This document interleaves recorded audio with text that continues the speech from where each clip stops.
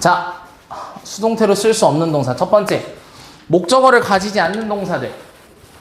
자, 이런 거. 목적어를 가지지 않는 1형식, 2형식 동사를 세 글자로 무슨 동사? 무슨 동사? 자동사. 그렇지. 자동사. 자동사는 수동태로 쓸 수가 없죠. 왜요? 목적어가 없으니까. 그치? 목적어라는 게 있어야 수동태의 주어가 되는데 목적어가 없으니까 당연히 수동태로 쓸 수가 없겠지. 그치? 그래서 자동사들은 수동태로 쓸 수가 없어요. 그래서 이런 동사들 있지. 다음은 수동태로 쓸 수 있을 것 같지만 수동태로 쓸 수 없는 1형식, 2형식 동사이다.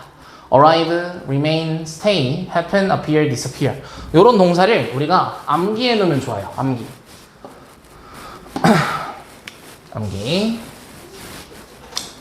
자주 시험에 많이 나와요.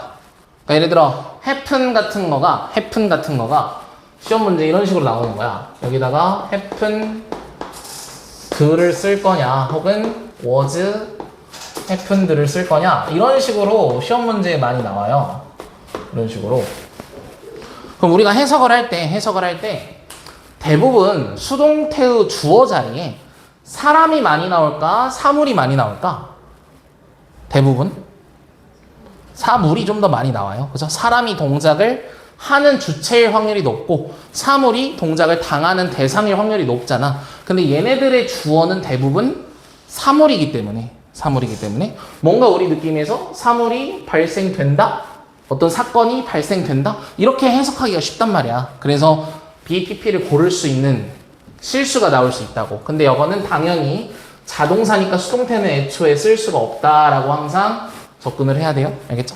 그래서 appear나 disappear 같은 동사들도 많이 나오니까 여기 이 동사들 좀 주의해서 알아놓읍시다. 시험에 많이 나와요. 알겠죠?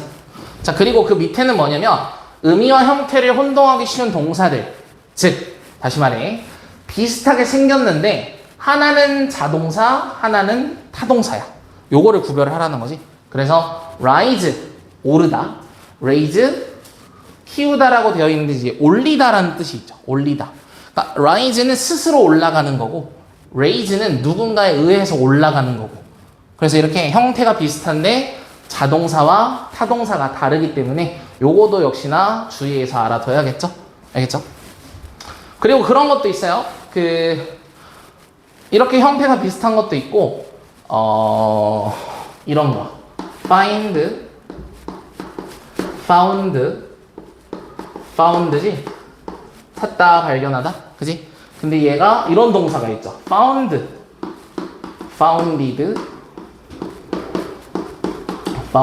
요런 동사도 있죠. 이게 무슨 뜻인 줄 알아? found? 무슨 뜻이? found? 설립하다라는 뜻이에요. 설립하다.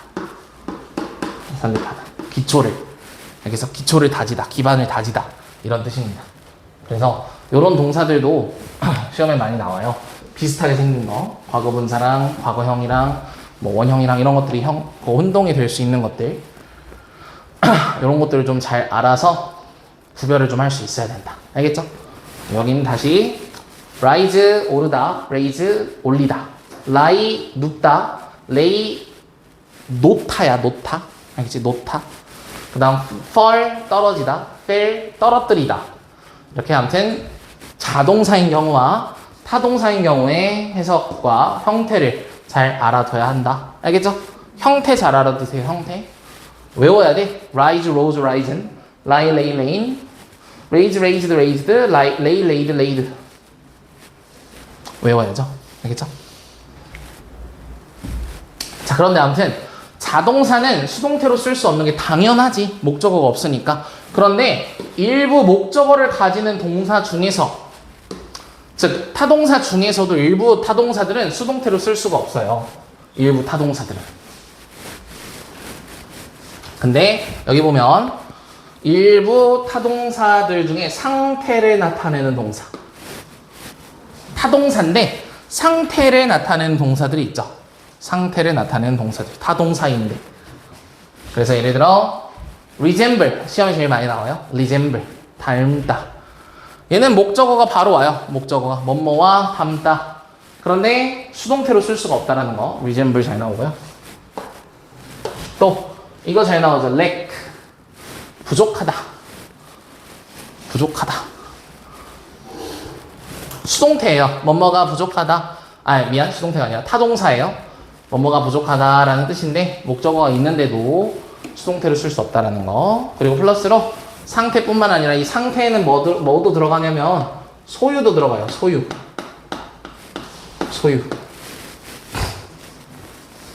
소유. 그래서 have 가지다. 플러스 자 belong to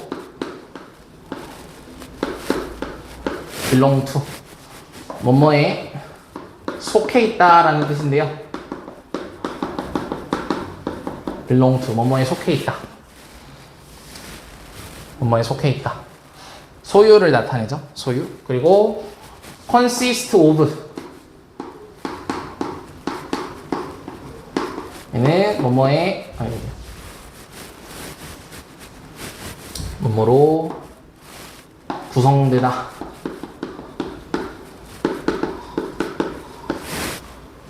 요런 것들도 수동태로 쓰일 수 없는 그런 목적어를 갖는 동사들이에요. 조심해서 잘 알아둡시다. 알겠죠? 그래서 일부 타동사 중에 일부 타동사들은 수동태로 쓸 수가 없다라는 거. 거기에는 이제 상태나 소유를 나타내는 동사들이 있다. 그래서 연습 문제 해보면서 직접 연습 한번 해보세요. 넘어갑니다. 자, 수동태 시제. 수동태 시제. 자, 수동태 시제는 밑줄 비동사의 시제를 나타낸다. 그죠? 비동사의 시제를 나타낸다. 우리가 시제라는 것은 동사의 모양이라고 그랬잖아. 그지? 그러니까 비동사의 모양을 현재, 과거, 미래. 현재 진행, 과거 진행, 현재 완료, 과거 완료. 이렇게 바꾸는 거예요. 비동사의 모양을. 그래서 비동사를 am, are, is, was, were, will be 이렇게 바꾸거나 진행 시제처럼 자, 비동사가 진행 시제가 되려면 어떻게 해야 돼? 앞에 am, are, is, was, were 이런 것들이 나오고 그리고 이 비동사에는 ing가 이렇게 붙어야겠지? 그지? 그래서 이게 진행 PP, 진행 수동이죠. 진행형 수동태. 알겠어? 진행형 수동태. 쌤은 이렇게 표현을 해요. 이게 비동사 ing가 진행이고 비동사 pp가 수동이죠. 그래서 이렇게 둘이 합쳐졌다라는 거를 저렇게 좀 선생님은 표현을 하는 편이에요. 알겠죠? 그래서 현재 진행 수동태, 과거 진행 수동태. 오케이? 이것도 이제 형태가 어떻게 생겼는지를 잘 암기해 놓아야겠지? 완료도 마찬가지로 have, has, been, pp had, been, pp 얘는 조심해야 될 게 뭐냐면 우리가 과거 분사라고 하는 pp를 과거 완료와 현재 완료에서도 사용을 하잖아. 그지? 그래서 우리가 은근히 이게 have, pp가 써 있는 거랑 have, been, pp가 쓰여 있는 거를 구별을 원래 해야 되는데 이게 능동이고 수동인 거 알겠어요? 능동, 수동. 근데 이거를 은근히 pp만 보고 이거 수동인가? 라고 생각하는 사람들이 꽤 있어. 그래서 그거를 좀 조심하라는 얘기야. 알겠지? 수동태에는 비동사가 필요해요. 언제나. 알겠죠? 그거를 좀 잘 체크해 놓으면 이 시제가 쓰여 있는 것도 할 수 있겠지. 그래서 여기도 연습을 해볼 거예요. 2번 한번 해볼게 같이. 자, 먼저 능동태의 시제가 has grown이라서 현재 완료형이죠. 현재 완료형. 맞아? 그러면은 수동태의 시제도 뭐가 돼야 돼? 현재 완료가 돼야 돼. 그지? 그럼 어떻게 해야 돼? 비동사를 현재 완료로 바꿔야 돼. carrot니까 여기는 have been grown 이렇게 바꾸면 되겠죠? 알겠어? 그래서 여기도 현재 완료 be pp 이런 식으로 현재 완료 수동이라는 걸 알 수 있겠지. 오케이? 현재 완료 수동. 알겠어? 4번도 해볼게. 4번 시제가 is ing니까 현재 진행이죠. 현재 진행. 그러면 그대로 비동사에다 현재 진행을 표시하면 돼요. Applications are not being accepted. 이렇게. are not being accepted. 여기도 어떻게 돼? are ing가 현재 진행, be pp가 수동. 그래서 현재 진행 수동 이렇게 되겠죠. 알겠어? 현재 진행 수동. 계속 연습을 해봐야 됩니다. 이 시제 같은 것도. 그래서 숙제로 연습을 잘 해보시고요. 넘어가요. 사형식 아면 조동사가 있는 수동태? 뭐 조동사가 있는 수동태 쉽죠? 그냥 수동태 앞에 조동사만 붙여주면 되는 거잖아. 따로 뭐 할 필요도 없고 그냥 이것만 잘하면 되죠. 조동사 BPP. 조동사 뒤에는 언제나 동사 원형이 들어가니까 비동사의 원형 비동사 말 그대로 들어가면 되겠죠. 그래서 조동사 비동사 PP. 어렵지 않지? 의문문 할 때는 조동사만 앞으로 튀어나오면 돼요. 그래서 조동사 주어 BPP 이렇게 하시면 되겠죠. 되겠지? 조동사 주어 BPP. 그만 자라.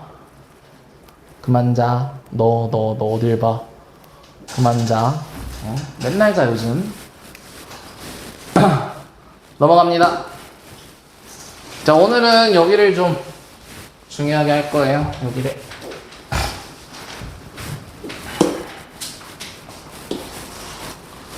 자, 사형식 문장이죠. 사형식 문장. 사형식 문장에 쓰이는 동사들을 우리가 수여동사라고 하죠. 수여동사. 그래서 얘네들은 목적어가 2개. 목적어 2개. 사형식 문장은 간접 목적어 사람이 오고요. 직접 목적어 자리에 사물이 올 거예요. 이렇게 목적어가 2개가 오죠. 목적어가 2개니까 주어가 될 수 있는 목적어가 2개라는 얘기지. 그러면 다시 말해 수동태의 모양도 2개의 모양이 나온다는 얘기예요. 그죠? 그래서 사람이 주어가 되었을 때랑 사물이 주어가 되었을 때랑 우리가 수동태를 모두 만들 수 있어야 돼. 그런데 조심해야 될 건 직접 목적어가 주어인 수동태 문장의 경우 자 밑줄 간접 목적어 앞에 to, for, of 중 하나를 꼭 써줘야 된다. 알겠지? 그러니까 사물이 주어가 되면 이렇게 전치사를 꼭 써줘야 된다라는 얘기예요. 전치사를. 어떤 경우에 to, for, of를 쓰는지 다 기억나죠? of는 어느 정도밖에 없어. 어느 거 하나밖에 없어. ask, 그지? for는 뭐 make, buy, cook, find, get 기억나죠? 그리고 to는 나머지 모든 것들 이렇게 생각하면 돼요. 그래서 그 동사에 따라서 어떤 전치사를 써줘야 하는지를 잘 체크하면 되겠지. 알겠어? 해석도 조금 달라요. 해석도 사람이 주어가 되면 받았다 라고 해석을 해요. 받았다. 사물이 주어가 되면 주어지다 라고 해석이 돼요. 주어지다. 해석이. 사람이 주어가 되면 받았다. 사물이 주어가 되면 주어지다. 알겠지? 주어지다. 그래서 2가지 형태의 수동태를 모두 우리가 만들어 볼 수 있어야 되고 다시 사물이 주어가 될 때는 꼭 전치사가 필요하다라는 거. 알겠어? 직접 목적어 사물이 주어가 될 때는 전치사를 꼭 써줘야 한다. 그렇게 알고 계시면 됩니다. 그래서 밑에 보시면 우리가 이전에 했었던 그런 여러 가지 동사들이 있었죠. 그래서 to 부정사를 쓰는 동사들, to를 쓰는 동사들, for를 쓰는 동사들, of를 쓰는 동사들이 있는데 사실 of를 쓰는 동사들은 많이 나오진 않아요. ask 제외. for를 쓰는 동사들이 좀 중요하죠. for를 쓰는 동사들이. 얘가 중요한 이유는 자 팁의 별표.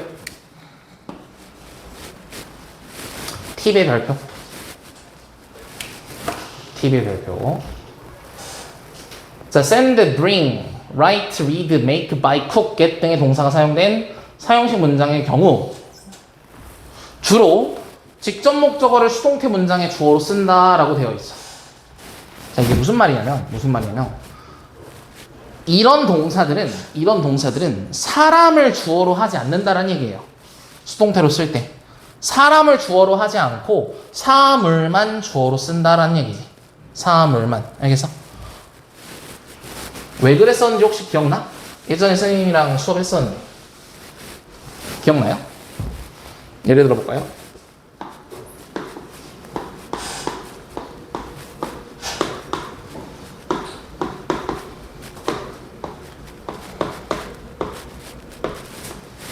이런 문장이 있다고 칩시다. 아빠가 나에게 휴대폰을 사준 거야. 그래서 나를 기준으로 써볼게. I was about a phone by my dad고 사물 주어로 써볼게. A phone was about by는 전치사 뭐 쓰죠? for이죠. by 어쩌고저쩌고. 이렇게 두 개의 형태의 문장이 나오죠. 이렇게 두 개의 형태의 문장. 그런데 얘는 잘 안 쓴다는 거야. 얘는 맞는데 위에 건 잘 안 쓴다라는 거예요. 위에 거는. 왜 그러냐면 사다잖아, 그지? 사다. 그러니까 얘는 사서 주는 거지. 맞아? 사서 주는 거야. 근데 이렇게만 쓰면은 얘는 사실 받았다가 돼. 받았다. 맞아? 받았다. 그럼 산 거는 어디 갔어? 산 거. 사서 준 건데 아빠한테 받았으면 어떻게 받았는지 알 수 있어, 없어? 모르지. 그러니까 사서라는 얘기, 사다라는 얘기가 표현이 잘 안 돼요. 그죠? 그래서 사람을 주어로 쓰지 않는다는 얘기야. 사람을 주어로 쓰지 않는다. 뭔 말인지 알겠어? 그러니까 여기도 다 무슨 얘기냐면 보내서 줘야 되거든? 보내는 동작이 중요한 건데 사람이 주어가 되는 순간 보내는 동작이 사라져버려. 뭔 말인지 알겠어? 써서 줘야 되는데 사람이 주어로 되는 순간 쓰다라는 동작이 잘 안 보여. 다 받았다라고만 해석이 되는 거야. 그러니까 사람을 주어로 하면 되게 어색해지는 거지. 얘네 입장에서. 뭔 말인지 알겠어? 그래서 사물만 주어로 써요. 일반적인 사형식 수동태가 대부분 사물을 주어로 합니다. 대부분. 사람을 주어로 하는 거는 요 정도밖에 없어. give랑 show랑 tell. 요 정도가 많이 나와요. 이 세 개의 동사 말고는 대부분 사람보다 사물을 주어로 써요. 대부분. 왜? 얘네들은 주다 받다, 그러니까 보여주다랑 보여짐을 받다, 뭐 이렇게 해석을 하는데 결국 보게 된 거잖아, 걔한테. 그치? 걔에 의해서. tell, 말하다. 수동은 듣다. 얘네들은 그 나머지 동작을 별로 강조할 필요가 없어. 그지? 그냥 주다, 받다, 보여주다, 받다, 말하다, 듣다. 이렇게 하면 돼. 근데 얘네들은 사다, 받다. 그러면 뭘 어떻게 받았는데 이게 어색하잖아, 그지? 그러니까 그 나머지 동작에 대해서 조금 더 강조를 하기 위해서는 사물이 주어가 돼야 된다는 얘기지. 알겠어? 그래서 휴대폰은 구매되었다. 나를 위해. 이런 얘기죠.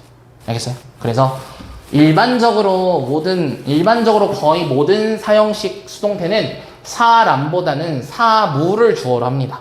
사람보다 사물을. 근데 선생님이 지금 동그라미 쳐놓은 give, show, tell 저놈들은 사람도 주어로 쓴다. 이렇게 생각하는 게 편해. 알겠지? 일반적인 애들은 다 사물을 주어로 하는데 저 3개 정도만 사람을 주어로 쓴다. 이해됐나요? 뭐 사람 쓰는 다른 동사들도 있는데 선생님이 지금 동그라미 쳐준 게 시험에 잘 나오는 그런 동사들이에요. 그래서 이제 뭐 여기 연습 문제 A는 지금 동사를 보고 올바른 전치사를 고르라는 거죠. 동사를 보고 올바른 전치사를 고르라는 거. 그래서 사형식 문장을 3형식으로 바꿀 때 그거 풀던 방식과 똑같이 풀면 돼요. 그래서 어떤 동사가 to를, 어떤 동사가 for를, 어떤 동사가 of를 쓰는지 구별만 하면 되겠죠. 그죠? 근데 여기서 더 중요한 거는 직접 여러분들이 만들어 보셔야겠죠. 직접 여러분들이. 그래서 직접 간접 목적어를 주어로 할 때랑 직접 목적어를 주어로 할 때를 직접 만들어 보면서 특히나 사물이 주어가 될 때는 꼭 전치사를 써줘야 한다라는 사실을 기억하고 문제를 좀 풀어보라고요. 알겠죠?